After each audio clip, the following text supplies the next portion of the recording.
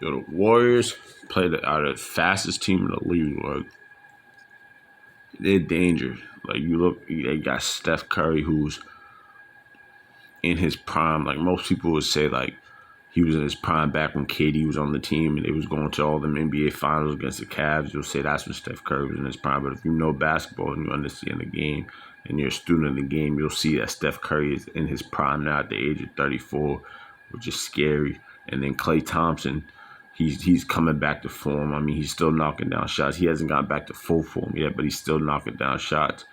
They got Draymond Green, who's we all know what Draymond Green is going to do. Jordan Poole, I think Jordan Poole is really good. He can shoot the three. He has a good handle. He can get to the rim. He can slash.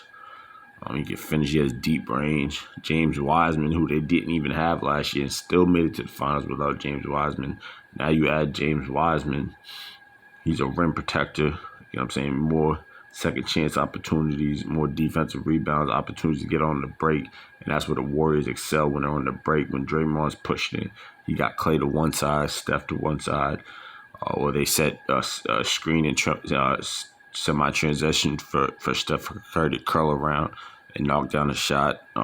So Wiseman's going to make a big difference, rebounding wise, and second opportunity points and stuff like that.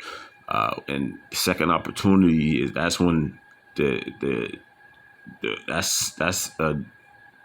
that's a point in the game where the Warriors excel is getting offensive rebounds and then kicking it out to shooters like Steph Curry and Klay Thompson and stuff like that. But also defensively getting out and running. So adding Wiseman is definitely going to be a big step for them. They didn't have him last year, and they still won the finals. So if Wiseman can put up like 15 and 7, you know what I'm saying? Like, we're not expecting him to average Joel Embiid type numbers, even though he has that type of talent and that ceiling. But for right now, like 15 and 7 that's good enough for James Wiseman. So I mentioned Steph Curry, Klay Thompson. I mentioned Steph Curry, Draymond Green, James Wiseman, Jordan Poole.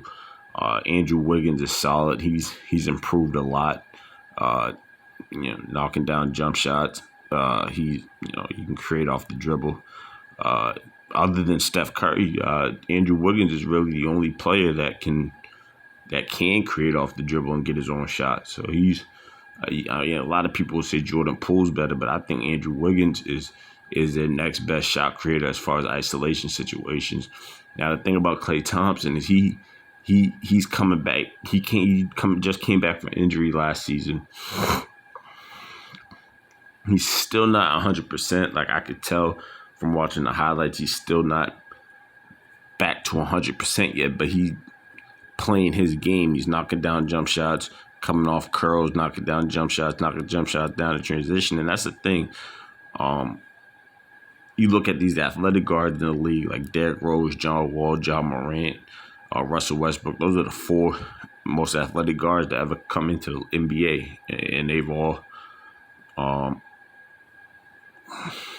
besides Ja Morant, they've all felt an injury before. So, I mean, and they rely on their speed, their athleticism and explosiveness and stuff like that. Whereas Klay Thompson is someone who can play the game sitting in a chair metaphorically. Like, he doesn't need to. He's not gonna wow you with his jumping ability or his speed or nothing like that. So he's the type of player that can go through an ACL injury and still come back and be the same player, put up those same type of numbers before the injury, whereas a D Rose or Russell Westbrook or John Morant or John Wall isn't capable of doing that because their game is relied on athleticism. No, don't get me wrong, I respect athletic players, you get what I'm saying? Because even though you're born with the athleticism, you still have to work to get to a point where it's effective. So I don't blame. I have nothing against athletic players. You get what I'm saying? Like me, I'm more into skill guys. Me personally, I'm more of a skilled basketball player. I'm into skill guys like Steph Curry and Kyrie Irving. Kyrie Irving is he plays in between, like, the middle of the rim. John Wall and those guys I just mentioned, those athletic girls, they play above the athletic guys. They play above the rim, whereas Kyrie plays kind of in between.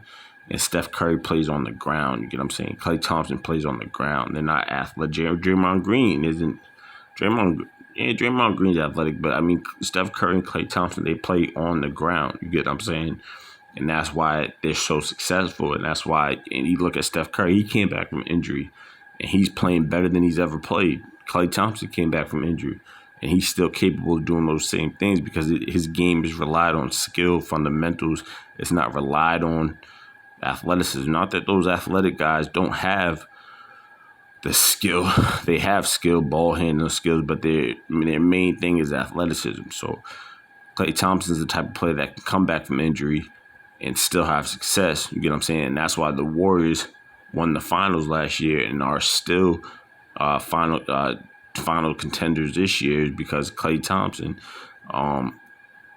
is back and he's still capable of doing the things he was doing before the injury. You get what I'm saying? So I think the Warriors are a really good team. Like I said, they got Steph Curry, Klay Thompson, Draymond Green, Jordan Poole, James Wiseman, Andrew Wiggins.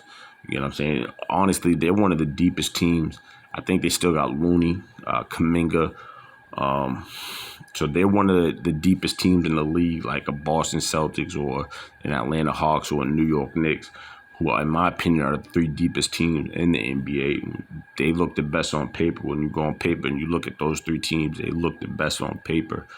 But the Warriors are also another team who looks really good on paper when you break it down, especially when Andrew Wiggins, putting up numbers and stuff like that. He's their X factor, in my opinion, Andrew Wiggins. You get what I'm saying? If Andrew Wiggins is knocking down shots and he's scoring, the Warriors are unstoppable. You know what I'm saying? Point blank period. And that's not to take anything away from Steph Curry and that being his team, and Klay Thompson and Draymond Green, who are really the big three. But Andrew Wiggins is the X factor.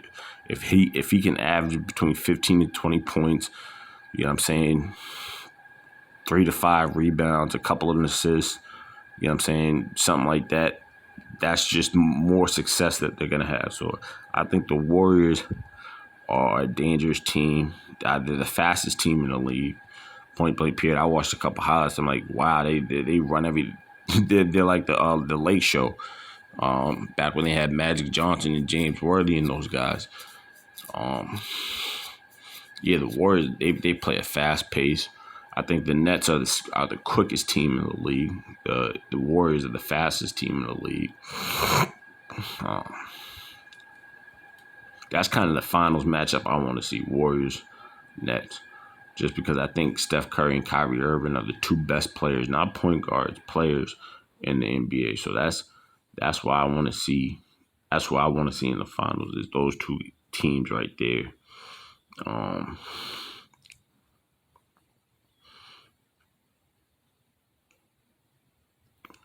Just because of the matchups and Steph Curry and Kyrie being the two best ball handlers in the league and stuff like that, and just the matchups, I think that would be the most interesting finals series out of all the teams in the league. I forgot what I was gonna say.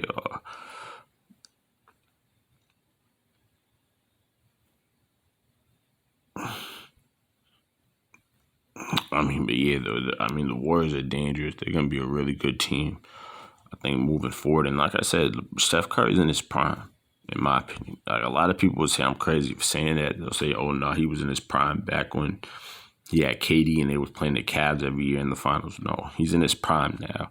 He looks faster, everything. Like, he looks like he's in his prime at the age of 34, which is crazy. So I think he still has another good 4 years in him. And that's another thing. He's the type of player that can play until he's 38, 39 years old because of his style of play. That, like I said, he doesn't rely on athleticism. He doesn't play above the rim.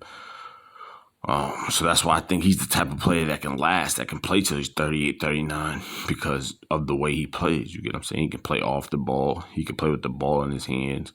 He has a shot. He has good shot creation package, but he doesn't wow you with his athleticism or his speed or anything. He is fast, but he doesn't wow you with his speed. His speed is more, you kind of got to understand the game to see that he's fast. and have a certain vision for the game of basketball to see that Steph Curry's fast. He's not fast to the eye like a John Wall or Derrick Rose or Russell Westbrook, but he's fast in his own right. That's why he was getting those comparisons to Michael Jordan. I don't know if anybody remembers that, but I do, when he was getting the comparisons to Michael Jordan. Like years back when he had KD, they was comparing him to Michael Jordan. That's partly because of his longevity. Look at Michael Jordan when he came back to the Wizards. I don't know if he played 2 or 3 seasons, but I know one season he made it to the All-Star game, and not because he was Michael Jordan, because he put up around 21 a game. He put up numbers, you get what I'm saying, at 39, 40 years old. That's what I'm saying. That's why I think Steph Curry's partly getting those comparisons to Michael Jordan, is because of his potential to have the longevity to play at 38, 39 years old age and still be productive. You get what I'm saying? And also because, of him just being one of the best players everybody's ever seen. That's why he was getting the comparison to Michael Jordan. But yeah, that's pretty much all I gotta say. Peace.